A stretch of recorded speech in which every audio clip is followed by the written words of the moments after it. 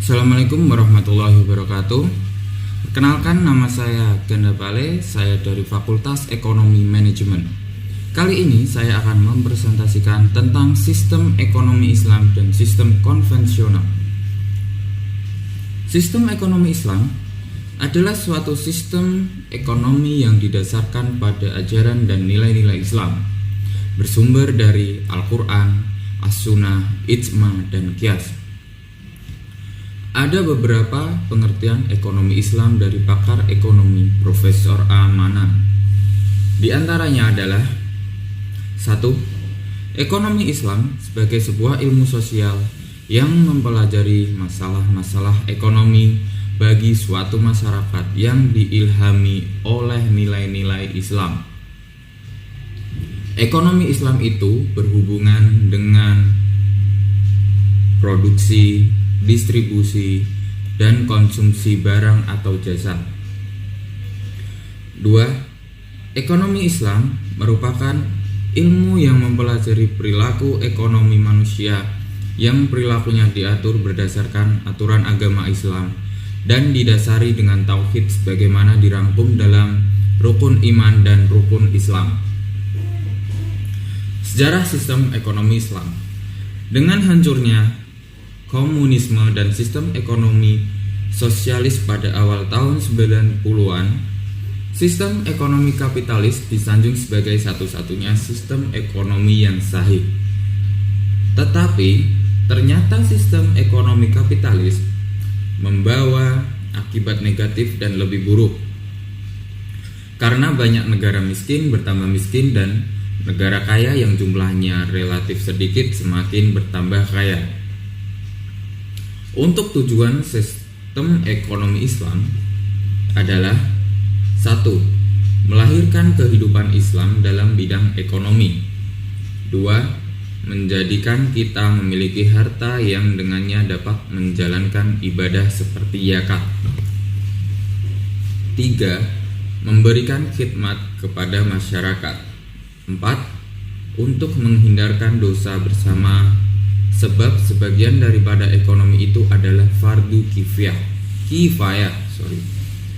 Ekonomi fardu kifayah kalau tidak dibangunkan, maka semua umat Islam di tempat tersebut akan jatuh berdosa. 5. Untuk dapat berdikari sehingga tidak tergantung pada pihak lain, dengan demikian dapat hidup merdeka dengan tidak diatur oleh pihak lain. 6. Untuk memanfaatkan sumber semula jadi dan hasil bumi supaya tidak mubazir dan berlaku pemborosan. 7. Menghindarkan supaya bahan-bahan mentah tidak terjatuh ke tangan orang yang durhaka kepada Tuhan, yang pada akhirnya akan menyalahgunakan nikmat-nikmat itu. 8. Membuka peluang pekerjaan kepada masyarakat dan mengatasi masalah pengangguran. 9. Untuk mensyukuri nikmat Tuhan. 10. Kesejahteraan ekonomi adalah tujuan ekonomi yang terpenting. Kesejahteraan ini mencakup kesejahteraan individu, masyarakat, dan negara. 11. Tercukupinya kebutuhan dasar manusia meliputi makan, minum, pakaian, tempat tinggal, kesehatan, pendidikan, keamanan, serta sistem negara yang menjamin terlaksananya kecukupan kebutuhan dasar secara adil. 12. Penggunaan sumber daya secara optimal, efisien, efektif, hemat, dan tidak mubazir. 13. Distribusi harta kekayaan, pendapatan dan hasil pembangunan secara adil dan merata. 14. Menjamin kebebasan individu, kesamaan hak, peluang, dan keadilan.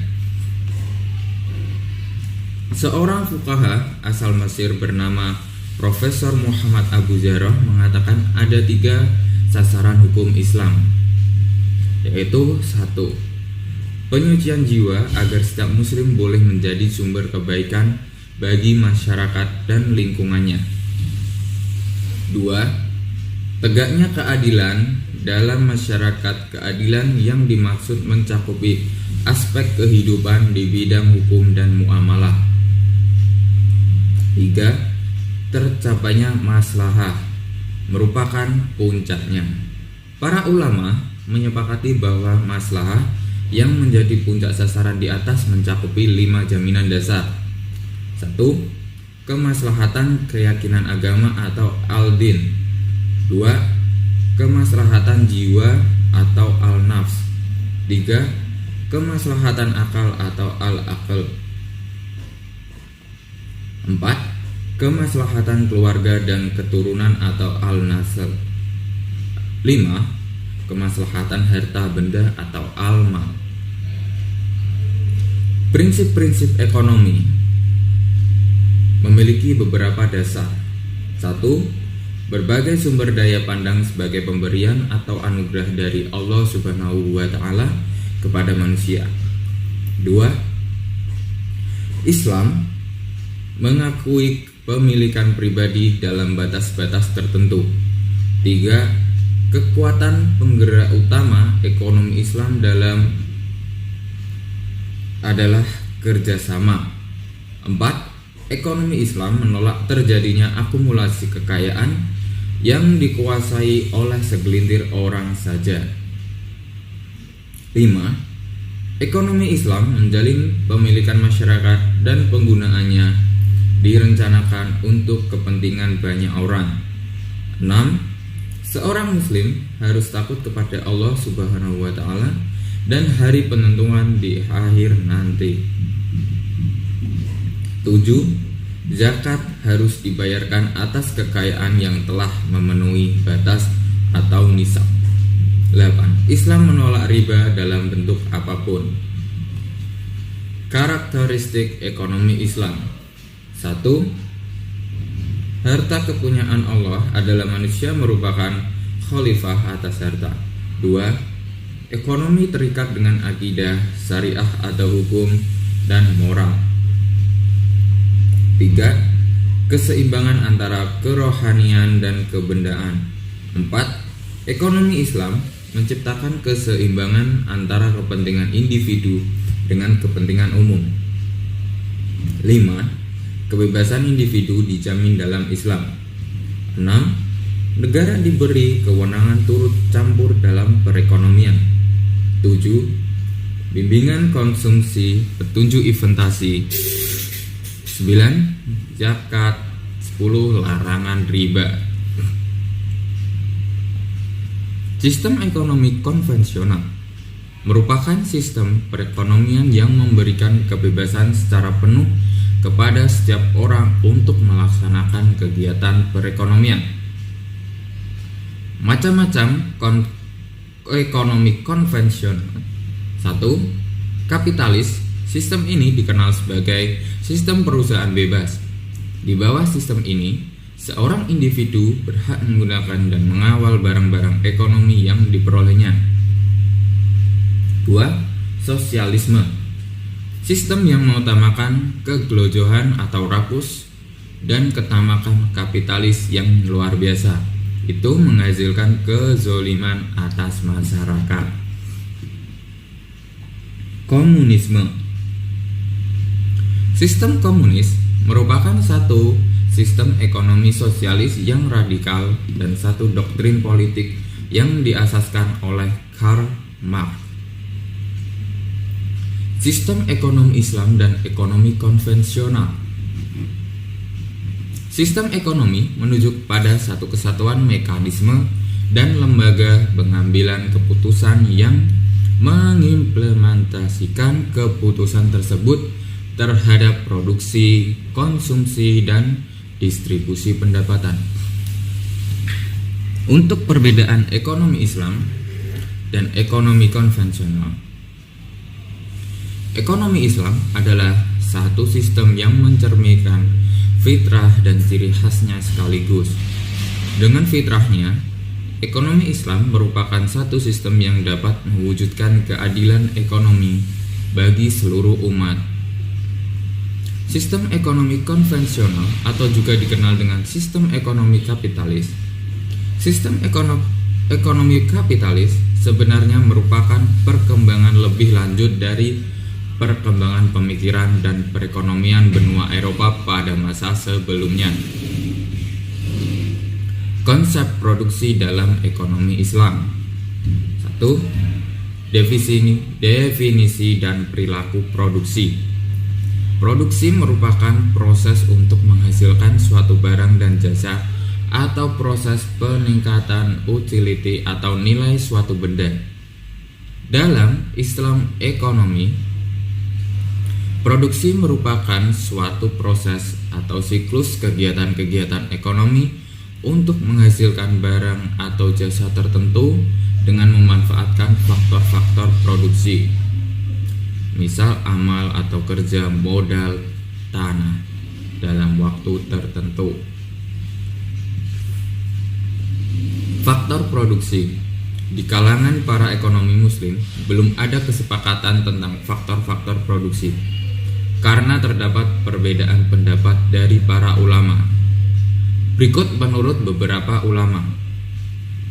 Menurut Al-Maududi dan Abu Su'ud, faktor produksi terdiri atas amal atau kerja, tanah, dan modal.